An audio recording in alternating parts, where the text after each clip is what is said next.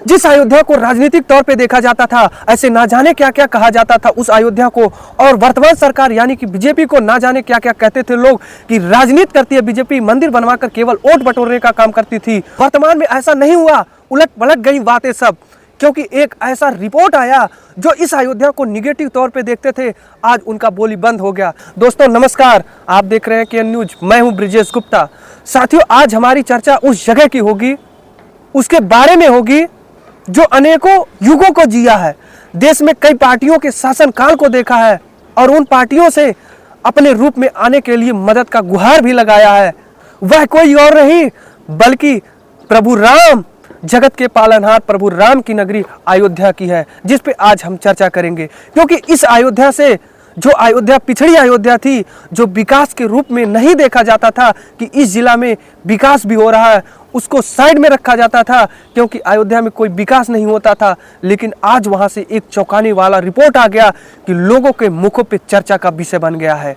तो साथियों, आप लोग हमारी बात सुनने के बाद यह सोचते होंगे आखिर में ऐसा क्या रिपोर्ट इस अयोध्या से आ गया कि जो इसको निगेटिव रूप देखते थे उनका आज बोली बंद हो गया। तो हम देर ना करते हुए चलिए बताते हैं।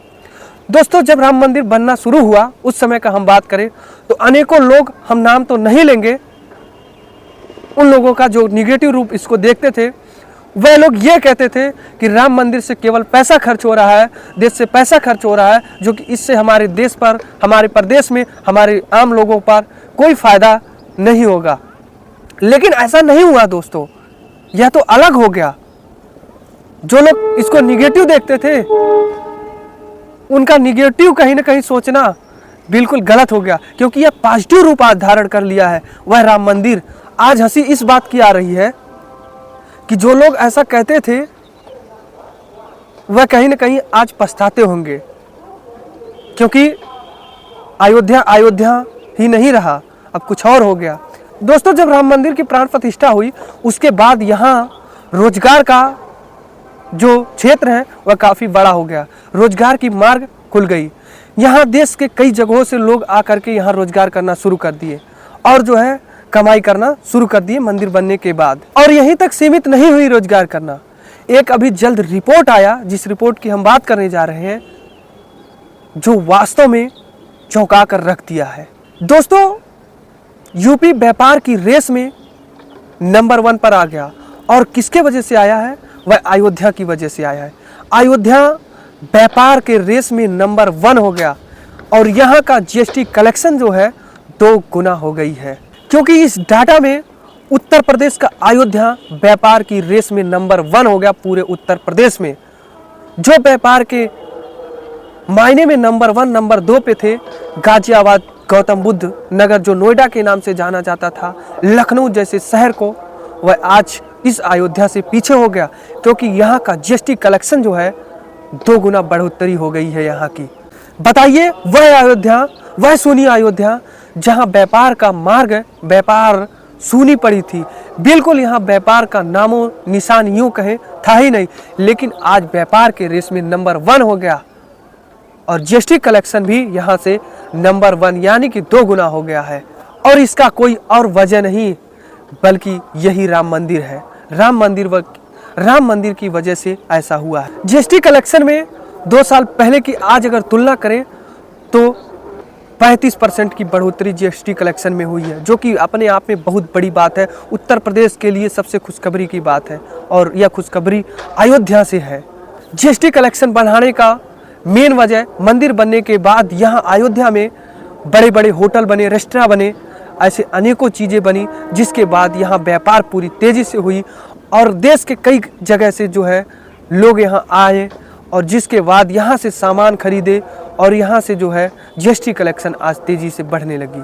एक रिपोर्ट है अयोध्या का 2 साल पहले का, हम जीएसटी संग्रह बताएं तो 2022 में 990.14 था, और 2023 में 1331.92, और अब यानी कि 2024 में 35% बढ़ोतरी करके 1798.23 हो गया है अयोध्या का जीएसटी कलेक्शन, जो कि सबसे बड़ी बात है, और उत्तर प्रदेश ही ना कहें भारत के लिए सबसे खुशखबरी की बात हो गई है इस अयोध्या से डाटा आने के बाद।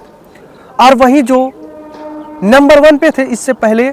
वहाँ का हम परसेंटेज बताए जीएसटी का बढ़ोतरी का, तो उसमें इटावा है जो दूसरे नंबर पे है, यहाँ का 25% बढ़ोतरी हुआ है और मुरादाबाद का 25.60% हुआ है।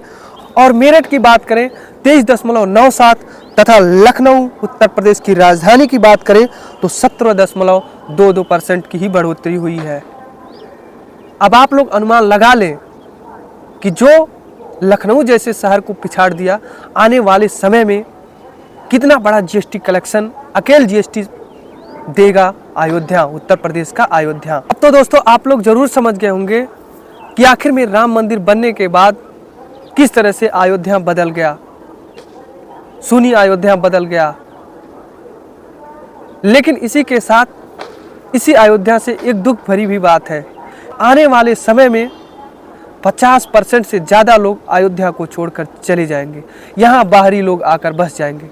इसका रीज़न एक है कि जो मकान की कीमत, ज़मीन की कीमत 10 लाख है, उसको बाहर के लोग आकर के 15 लाख 20 लाख रुपया दे करके खरीद ले रहे हैं और अयोध्या के लोग बेच करके कहीं अन्य जगह जा कर के बस रहे हैं। वर्तमान में जो बिजनेस यहाँ किया जा रहा है वह ज़्यादातर जो है बाहर के लोग आकर के बिजनेस किए, क्योंकि यहाँ के लोग सही बिजनेस को पहचान नहीं पाए कि मंदिर के बाद क्या क्या बिजनेस करें, किस तरह से करें ताकि हम लोग यहाँ का जो प्रॉफिट है हम ही लोगों को मिले। यह नहीं समझ पाए, यह केवल बाहर के लोग समझे और अयोध्या में आकर बसना शुरू हुए, जो कि कहीं ना कहीं यह दुख की बात है। तो दोस्तों ख़त्म होती है आज की हमारी यह हेल्पफुल वीडियो तथा वर्तमान में अयोध्या की स्थिति क्या है, इस पर एक छोटा सा जानकारी आप लोगों के सामने प्रस्तुत किए हैं। इस पर आप क्या कहेंगे कमेंट में ज़रूर बताएं और राम मंदिर के लिए तथा ये जो आंकड़ा आया इस पर भी कुछ अगर कहना है तो भी आप कमेंट में ज़रूर कहें। तो दीजिए ब्रिजेश गुप्ता को इजाज़त, मिलते हैं एक नए वीडियो में। धन्यवाद।